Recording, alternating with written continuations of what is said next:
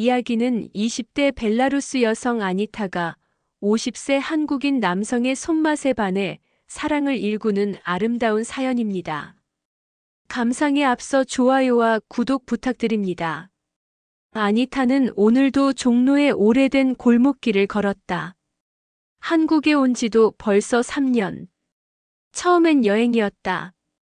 한류 드라마를 사랑했던 소녀는 서울에 발을 디디자마자 모든 것이 새로웠고 무엇보다 김치라는 음식이 그녀의 인생을 바꿔놓았다. 처음 김치를 맛본 건 명동 근처의 작은 식당이었다. 그 특유의 매콤하고 새큼하면서도 깊은 발효향은 그녀가 벨라루스에서 경험한 어떤 음식과도 달랐다. 이건 세상 어디서도 못 먹어본 맛이야. 그녀는 그날 한 접시 가득 김치를 먹고 그 자리에서 한국에 남아 공부하고 싶다고 결심했다. 그렇게 조리학과에 입학했고 지금은 한국어도 꽤 유창하게 한다. 이따금 말이 헛나올 때도 있지만 그녀의 눈빛은 언제나 한국 음식에 대한 진심으로 반짝였다. 오늘은 조금 특별한 날이었다. 학교 과제로 서울 전통음식집 리뷰를 써야 했기에 평소엔 가지 않던 종로 3가의 오래된 국밥집을 찾아갔다. 식당 간판은 이렇게 쓰여 있었다. 박완용 수육국밥 -40년 전통. 나무문 손잡이를 잡는 순간 묘한 기운이 손끝을 타고 전해졌다. 문 안은 조용하고도 따뜻했다. 노란 조명 아래 나무 의자들이 가지런히 놓여 있었고 한쪽 벽엔 오래된 김치 항아리 사진이 걸려 있었다. 어서 오세요. 낮고 묵직한 목소리가 주방 쪽에서 들려왔다. 혼자예요? 그는 반쯤 머리가 센 중년의 사내였다. 앞치마에는 국물 얼룩이 묻어 있었지만 손끝은 무척 단정해 보였다. 네, 혼자예요. 아니타는 웃으며 대답했다. 그는 고개를 끄덕이고 말했다. 국밥 하나에 수육 조금. 김치는 서비스야. 그녀는 자리에 앉아 메뉴판을 넘기다 말고 말했다. 김치 정말 맛있어요? 그가 눈을 찡긋했다. 다른 건 몰라도 김치 하나는 자부심 있지. 잠시 후 은색 쟁반에 수육과 김치, 국밥이 담겨 나왔다. 김치는 보기엔 평범했다. 적당히 잘려 있었고 빨간 양념이 반짝였다. 그러나 젓가락으로 한 점 집어 입에 넣는 순간 세상이 멈춘 듯했다. 알싸하면서도 절제된 매운맛, 무겁지 않은 마늘향, 그리고 무엇보다 김치의 숨이 살아있었다. 와무심코 튀어나온 감탄. 그녀는 연달아 3점, 4점을 먹었다. 어이쿠, 김치에 반한 외국 사람 오랜만이네. 박완용이 웃으며 다가왔다. 정말 이 김치 어디서 배운 거예요? 그녀는 두 눈을 크게 뜨고 물었다. 우리 어머니. 나는 전라도 출신인데 그 동네는 김치 하나로 집안 명예가 갈려. 그의 말투엔 농담이 섞였지만 어딘가 묵직한 진심이 있었다. 식사를 마친 후 아니타는 다가가 인사를 건넸다. 사장님, 혹시 이 김치 제가 배울 수 있을까요? 박완용은 눈썹을 치켜 올렸다. 김치 말고는 안 배우겠다는 사람은 처음 보네. 보통은 육수 물어보던데. 전 김치요. 진짜 이 맛 배우고 싶어요. 그는 잠시 고개를 갸웃하더니 주방 쪽을 가리켰다. 내일 아침 6시. 김장 재료 다듬는 데부터 와볼래? 그녀는 망설이지 않고 고개를 끄덕였다. 네. 내일 뵐게요. 그날 밤 아니타는 혼자 방에서 김치 맛을 떠올리며 노트북을 켰다. 조리학과 과제 대신 새로운 메모장을 열었다. 제목은 이렇게 썼다. 내 인생을 바꾼 김치, 그리고 그 사내의 손맛. 그리고 속으로 생각했다. 그 손맛 진짜 대단해. 김치에 저런 혼을 담을 수 있다니 과연 저 사람이 다른 음식도 만들면 어떨까? 혹시 사람의 마음도 절여버릴 수 있는 손맛이 아닐까? 이튿날 새벽 아니타는 약속대로 식당을 찾았다. 김장 배추가 쌓여 있었고 박완용은 양파 껍질을 벗기며 조용히 말했다. 왔네. 그녀는 웃으며 장갑을 꼈다. 그 순간 박완용의 눈에 그녀의 눈빛이 들어왔다. 호기심과 열정, 그리고 어딘가 따뜻함. 그는 속으로 생각했다. 요즘 젊은 사람 중에 이런 눈 가진 애도 있네. 그렇게 김치 앞에 두 사람은 나란히 섰다. 배추에 소금을 뿌리며 각자의 인생도 천천히 절여지기 시작했다. 아니타는 요즘 새벽이 무섭지 않았다. 서울의 새벽은 아직 어둡고 차가웠지만 그 어둠 속에서도 식당의 불빛은 늘 먼저 깨어 있었다.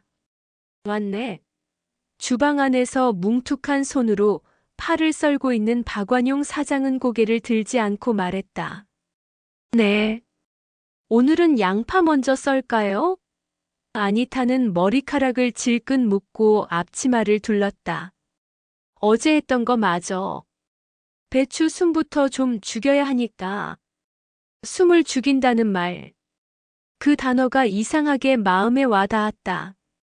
익숙지 않은 표현이지만 그 말 안에 한국 음식의 철학이 들어있는 것 같았다. 모든 재료는 한 번 숨을 죽여야 맛이 들었다. 그 말은 사람에게도 맞는 것 같았다. 아니타는 그렇게 생각했다. 식당 일은 생각보다 더 힘들었다. 조리학과에서 배운 레시피와는 전혀 다른 세상이었다. 맛은 교과서로 만드는 게 아니었다. 손목에 묻은 소금의 농도, 마늘 냄새가 풍기는 시점, 배추의 색만 보고도 간이 들었는지 아는 감각. 그건 경험으로만 배울 수 있는 영역이었다. 박 사장은 가르침이 많지는 않았다. 그는 필요할 때만 말했고 그 외의 시간은 늘 무심한 듯 조용했다. 하지만 아니타는 그 침묵 속에 무언가 깊은 애정을 느꼈다. 재료를 다루는 손, 젓갈을 고를 때의 진지한 눈빛. 그건 단순한 기술이 아니었다. 그에게는 김치가 단지 반찬이 아니었다. 인생의 무게 같은 것이었다. 하루는 손님이 밀려드는 점심 무렵이었다. 여기 김치 좀 더 주세요. 사장님, 수육 오늘따라 끝내주네요. 식당 안은 왁자지껄했지만 아니타는 한 사람, 한 접시에 집중하고 있었다. 그녀는 접시에 김치를 올리며 한 할머니 손님에게 다정히 말했다. 매울 수 있어요. 물 조금 곁들여 드세요. 할머니는 그녀의 말에 미소 지었다. 이쁜 말씨네. 어디서 왔어요? 벨라루스요. 그래. 이 먼 데까지 와서 김치 배우는 거야? 네, 김치가 저한텐 사랑이에요. 할머니는 소리 없이 웃었고 박 사장은 그 모습을 멀리서 보고 있었다. 그날 밤 식당 문을 닫고 박 사장이 조용히 말했다. 오늘 잘했네. 손님들이 자네 좋아해. 그게 요리보다 더 중요하네요. 아니타는 웃으며 말했다. 김치는 입에 들어가기 전에 사람 마음에 먼저 들어가야 하는 것 같아요. 박 사장은 무표정한 듯 하면서도 눈가에 잔주름이 깊어졌다. 내가 이 집 처음 열었을 땐 김치만 제대로 만들면 다 되는 줄 알았어. 그는 담배를 물었다. 그러다 말고 담배를 다시 주머니에 넣었다. 근데 음식이란 게 먹는 사람 얼굴 보고 내놓는 거더라. 그거 깨닫는데 10년 넘게 걸렸지. 아니타는 고개를 끄덕였다. 요즘은 조금 알 것 같아요. 사람들 얼굴에 기분이 써 있어요. 오늘은 맵지 않게 해줘. 따뜻한 국물 좀 원해 같은 것들. 자네 눈이 좋아. 그게 요리하는 사람한텐 제일 필요하지. 며칠 뒤 아니타는 학교 수업을 마치고 식당으로 향하다 비를 맞았다. 우산도 없이 비에 젖은 채 문을 열고 들어오자 박 사장은 놀란 눈으로 그녀를 바라봤다. 이런 날은 오지 말지. 감기 들겠다. 괜찮아요. 국밥 냄새 맡으니까 기운 나요. 그녀가 웃으며 앞치마를 걸자그는 말없이 안쪽 찬장에서 뭔가를 꺼냈다. 작은 수건과 따뜻한 티 한 잔. 손부터 말려. 그는 그녀에게 수건을 건넸다. 아니타는 수건을 받으며 작게 웃었다. 그의 손이 처음으로 잠깐 그녀의 손등에 닿았다. 그 손은 크고 거칠고 따뜻했다. 그 순간 아니타는 생각했다.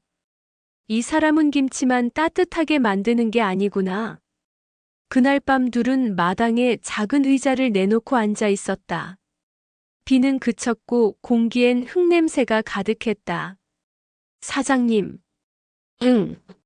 저 처음엔 김치 맛에 반했는데요. 요즘은 이 식당 전체가 좋아요. 왜? 여기엔 뭐랄까. 사람 냄새가 나요. 그리고 사장님이 참 따뜻해요. 박 사장은 고개를 돌려 그녀를 바라봤다. 그 시선엔 놀람보단 묘한 침묵이 있었다. 고맙네. 자네 같은 사람이 여기 있어줘서. 두 사람은 더 말하지 않았다. 바람이 지나가는 소리와 나란히 울리는 심장 소리 가그날 밤의 대화였다.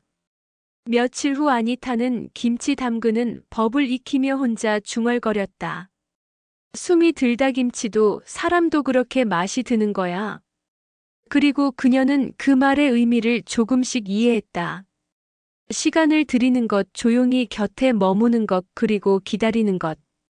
아니타는 이제 그 식당의 김치처럼 천천히 숨이 들고 있었다. 김치를 담근 지 벌써 3번째였다. 아니타는 유리병 뚜껑을 열었다. 익어가는 김치에서 나는 발효 냄새, 알싸한 고춧가루 향, 그리고 그녀의 손길이 담긴 배추. 하지만 이번에도 뭔가 부족했다. 아니타는 한 조각을 잘라 입에 넣고 천천히 씹었다. 바삭하고 짭조름하고 시큼했다. 그런데 이상하게 무엇 하나 확실히 기억에 남는 맛이 없었다. 왜 이럴까? 그녀는 노트북에 정리해둔 레시피를 다시 펼쳤다. 소금 양도 정확했고 젓갈 배합도 크게 틀리지 않았다. 고춧가루도 마늘도 생강도 전부 적당했다. 하지만 그 맛이 아니었다. 박 사장님의 김치랑은 뭔가 다르다. 다음 날 아침 식당 주방. 김치를 손질하는 박완용의 손이 분주했다. 나무 도마 위로 배추가 잘려나가고 그 속에 고운 고춧가루가 소복이 뿌려졌다. 아니타는 그 곁에 서서 그의 손을 유심히 바라봤다. 거칠지만 섬세한 손끝, 절묘한 간 맞춤. 그건 레시피로 흉내낼 수 없는 감각이었다. 사장님. 그녀가 조심스레 입을 열었다. 응. 왜 제 김치는 이상하게 맛이 덜해요? 레시피는 똑같이 있는데. 그는 칼질을 멈추고 고개를 돌렸다. 먹어봤어? 네. 시큼하고 괜찮긴 한데 뭔가가 빠졌어요. 속이 안 붓다고 해야 하나? 그 말에 박완용은 살짝 미소 지었다. 붉지 않다는 건 속에 아직 온기가 덜 들었다는 뜻일지도 모르지. 온기요? 김치도 사람 같아. 자네가 만든 김치는 정확하고 깔끔하고 맛있어. 근데 아직 자네의 마음이 들어가진 않았나 보지. 그녀는 말없이 고개를 숙였다. 그게 뭘까? 마음이 들어간다는 게. 그건 무슨 감정일까? 며칠 뒤 아니타는 학교 조리 실습실에서 마지막 평가를 받았다. 모든 학생이 자신이 만든 김치를 가져와 심사위원들에게 맛보이던 날이었다. 아니타의 김치는 반듯하게 담겨 있었다. 붉은 빛도 곱고 향도 자극적이지 않았다. 하지만 교수의 평가는 간단했다. 아니타, 맛은 괜찮아. 그런데 내 김치에서는 너의 향이 안 느껴져. 그 말이 내내 귓가를 맴돌았다. 수치스럽진 않았다. 오히려 허전했다. 그녀는 김치를 들고 다시 종로로 돌아왔다. 식당에 불이 꺼진 시간 마당에 앉아 김치통을 열고 조용히 눈을 감았다. 그 순간 박완용이 가져다 준 수건과 따뜻한 손 첫날 젓가락으로 건네준 김치 한 점, 그가 말없이 내어준 차 한 잔의 향기, 그리고 그의 조용한 말투. 그 모든 게 그녀의 기억 속에 붉은색으로 남아 있었다. 그리고 깨달았다. 그의 김치는 사람이 담긴 맛이었다. 그 다음 날 새벽 아니타는 식당에 평소보다 먼저 도착했다. 식당 문 앞에 서서 그녀는 문득이 식당에서 보낸 5개월이 떠올랐다. 김치를 담그며 눈물을 참던 날도 있었고, 배추통에 손을 넣으며 허리 통증에 주저앉던 날도 있었다. 그리고 무엇보다 그의 등을 보며 안도하던 시간들이 있었다. 문이 열리고 주방 불이 켜졌다. 오늘은 왜 이렇게 일찍? 박완용이 눈을 비비며 물었다. 아니타는 대답 대신 작은 김치통을 내밀었다. 제가 새로 만든 김치예요. 이번엔 진짜 제 마음으로 만든 거예요. 그는 조심스럽게 젓가락을 들어 한 점을 집었다. 한참을 씹더니 고개를 들었다. 맛있다. 진심이에요? 그녀의 눈이 반짝였다. 응. 이번 김치는 너야. 그 한마디에 아니타는 웃었다. 정말 어릴 적 고향에서 첫 요리를 어머니에게 칭찬받던 순간처럼 기쁜 마음이 온몸을 감쌌다. 사장님. 그녀는 천천히 입을 열었다. 저 이제 김치도 어느 정도 할 줄 알게 됐고, 한국말도 많이 늘었고, 학교도 졸업할 거고. 그는 고개를 끄덕이며 들었다. 이젠 사장님이랑 같이 살고 싶어요. 그 말은 너무도 자연스럽게 흘러나왔다. 그녀는 떨지 않았다. 그저 솔직한 마음이었다. 박완용은 눈을 가늘게 떴다. 무언가를 오래 생각하다가 작게, 하지만 확실하게 말했다. 그래. 그럼 같이 살자. 그날 저녁 식당 안엔 손님이 모두 빠지고도 사람만이 마주 앉았다. 김치엔 진심이 들어야 한다고 했죠. 응. 이제 그 진심이 사람한테도 들어간 것 같아요. 무슨 뜻이야? 그냥 사장님한테 진심이에요. 아니타는 다시 한번 김치통을 열었다. 그 안엔 이제서야 붉게 물든 속이 담겨 있었다. 그건 음식이 아니라 사람과 사람 사이의 이야기였다. 김치는 익었다. 사람도 마음도. 함께 살기로 결정한 날 아니타는 자신도 모르게 자리에 앉아 한참을 웃고 있었다. 신기했다. 그토록 낯설었던 이 도시에 그토록 두려웠던 단어 함께가 이토록 자연스럽게 가슴에 들어앉다니. 그날 이후 아니타는 종로의 오래된 주택 한쪽 방에 이사를 왔다. 식당 위층의 조용한 공간, 창문 밖으론 시장의 소란한 소리가, 잦아들고 김치 냄새가 어렴풋이 올라오는 그런 공간이었다. 불편하면 말해. 박완용은 첫날 아니타의 짐을 내려놓으며 그렇게 말했다. 집이 오래돼서 불편한 데가 많아. 괜찮아요.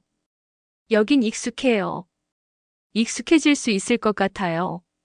하지만 함께 사는 일은 생각보다 훨씬 더 복잡했다. 완용은 아침에 소금물의 농도부터 걱정하는 사람이고, 아니타는 잠자리에 들기 전까지 김치 레시피를 머릿속에 그리는 사람이었다. 누군가는 국밥 국물의 흐름을 이야기했고, 누군가는 배추를 씻는 물의 온도를 걱정했다. 물 너무 차가워. 배추가 숨이 죽을 시간이 부족해. 아니요, 배추가 너무 빨리 숨 죽으면 양념이 깊게 안 배어요. 이런 식의 작은 논쟁이 하루에도 몇 번씩 오갔다. 하지만 어느새 두 사람은 그 말다툼 사이에도 웃음을 배워갔다. 그래서 결국 내 말이 맞았다는 거지.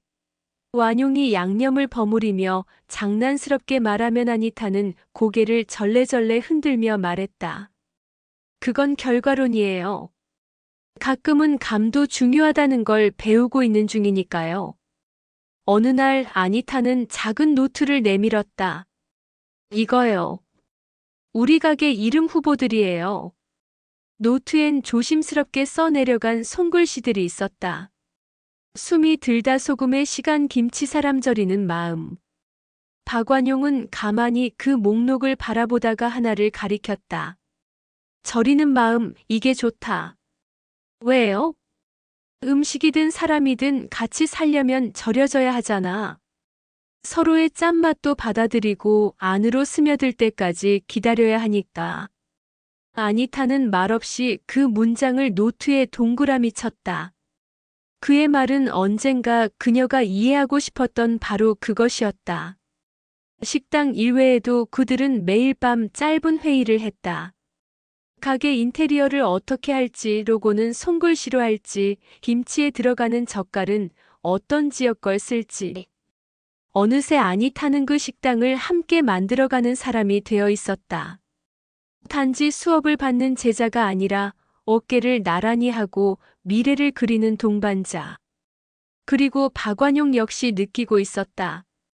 아니타의 눈빛 속에서 자신이 잃어버렸던 무언가를 조금씩 되찾고 있다는 걸. 그것은 설렘이었고 기대였고 한없이 부드럽고 따뜻한 무게였다. 그날 저녁 두 사람은 김치 항아리 옆 작은 마루에 나란히 앉아 있었다. 봄비가 내려 기와 지붕이 촉촉해졌다. 냄비에서 김치찌개가 끓는 소리와 찻잔에 떨어지는 빗방울 소리만이 조용히 울렸다. 나 어릴 땐 비 오는 날이면 꼭 어머니가 김치를 볶았어요. 아니타가 조용히 말했다. 고향에서도? 응. 벨라루스식 김치랄까 사실은 양배추 절임인데 그 맛도 나쁘지 않았어요. 완용은 고개를 끄덕였다. 나도 우리 어머니가 그랬지. 젓갈 냄새에 동네 애들이 놀라기도 했고. 그래도 그 김치 하나로 명절을 버텼다. 사장님, 그 김치 저도 만들 수 있을까요? 그는 천천히 아니타의 눈을 바라봤다. 지금 자네가 만든 김치 그거면 이미 그 길을 걷고 있는 거야. 며칠 후 그들은 함께 가게 계약을 보러 갔다. 작고 허름하지만 따뜻한 골목길 끝 가게. 햇살이 잘 들고 김치 냄새가 퍼지면 바로 이웃들이 모여들 것만 같은 그런 곳. 여기요? 아니타가 물었다. 여기가 좋을 것 같아. 번듯하진 않아도 정은 흐를 수 있을 것 같아. 그녀는 고개를 끄덕였다. 그리고 속으로 중얼거렸다. 함께 산다는 건 같은 공간에 사는 게 아니라 같은 꿈을 꾸는 거구나. 그날 밤 둘은 함께 김치를 담갔다. 조용히 배추를 버무리고 양념을 속에 넣으며 말없이 서로의 체온을 나눴다. 절이는 시간 그 속에서 사람의 마음도 절여졌다. 짠맛도 매운맛도 달게 느껴질 때까지. 이제 그들은 김치만을 절이는 게 아니라 삶을 함께 절이고 있었다. 창문 너머로 햇살이 부드럽게 스며들었다. 봄이 지나 여름의 턱밑이었고 바람엔 김치 냄새보다 더 깊은 기다림의 향기가 깃들어 있었다. 가게는 아직 열지 않았지만 간판은 이미 달려 있었다. 절이는 마음. 손글씨 그대로였다. 붓을 잡고 글씨를 쓰던 박완용의 손 그 옆에서 연신 지우고 다시 쓴 아니타의 웃음소리. 그 모든 게 이제는 가게 외벽에 단단히 자리 잡았다. 내일이면 진짜 시작이네요. 아니타는 유리창 너머로 골목을 바라보며 말했다. 그렇지. 완용은 평소처럼 짧게 대답했지만 그의 목소리엔 묘한 울림이 묻어 있었다. 식당 안쪽 창고에는 2달 전 두 사람이 함께 담근 첫 김치 항아리가 놓여 있었다. 그날은 봄이 가 시작된 시점이었고 배추는 달았고 무는 여물었다. 함께 야채를 다듬고 양념을 만들고 배추잎 하나하나에 속을 넣으며 서로의 살도 천천히 스며들었다. 그 김치가 이제 먹을 수 있을 만큼 익었다. 한번 열어볼까요? 아니타가 조심스럽게 물었다. 박완용은 고개를 끄덕였다. 그들은 천천히 항아리 뚜껑을 열었다. 김치 특유의 시큼한 냄새와 은은한 젓갈향 그리고 무언가 오래된 정성 같은 냄새가 방 안에 퍼졌다. 와아니타가 조용히 말했다. 이 냄새 처음 김치 먹었을 때 생각나요. 잘 익었네. 박완용은 작은 젓가락으로 한 점 집어 그녀에게 건넸다. 먼저 드세요. 그녀가 손을 내저었다. 그는 말없이 김치를 입에 넣었다. 몇 번 씹고 고개를 살짝 끄덕였다. 우리 김치야. 내 것도 아니고. 우리 김치. 그 말에 아니타는 그가 손에 쥐어준 김치를 집어 입에 넣었다. 짠맛이 먼저 오고 뒤따라 감칠맛과 발효된 부드러움이 퍼졌다. 그리고 그 맛 끝에 묻어있는 함께 지낸 시간의 무게. 그녀는 천천히 눈을 감았다. 아, 이게 익는다는 거구나. 단지 발효가 아니라 서로를 알아가고 기다리고 스며드는 시간. 그날 저녁 둘은 식당에 불을 켜놓고 조용히 마주 앉았다. 사장님. 응. 이제 사장님이라는 호칭도 좀 어색해요. 그럼 뭐라고 불러야 하나? 그녀는 잠시 고민하더니 조용히 말했다. 완용 씨. 그게 더 가까워 보여요. 그는 멍하니 그녀를 바라보다 입꼬리를 살짝 올렸다. 그래. 그럼 나는 아니타 씨라고 해야겠군. 그렇게 말하면 좀 멀어 보이는데요. 그럼 그냥 너라고 부를까? 그녀는 웃으며 고개를 끄덕였다. 좋아요. 우리라는 말이 어울리는 시간들이니까. 밤이 깊었다. 식당 안엔 여전히 불이 켜져 있었고 두 사람은 나란히 앉아 내일을 준비하고 있었다. 유니폼에 새겨진 이름 메뉴판에 마지막 수정을 마치며 박완용이 말했다. 난 사실 처음 자네가 이 식당에 들어왔을 때 김치만 좋아하는 외국인이라고 생각했어. 그랬죠. 그래서 맨날 김치만 리필해줬잖아요. 근데 내가 몰랐어.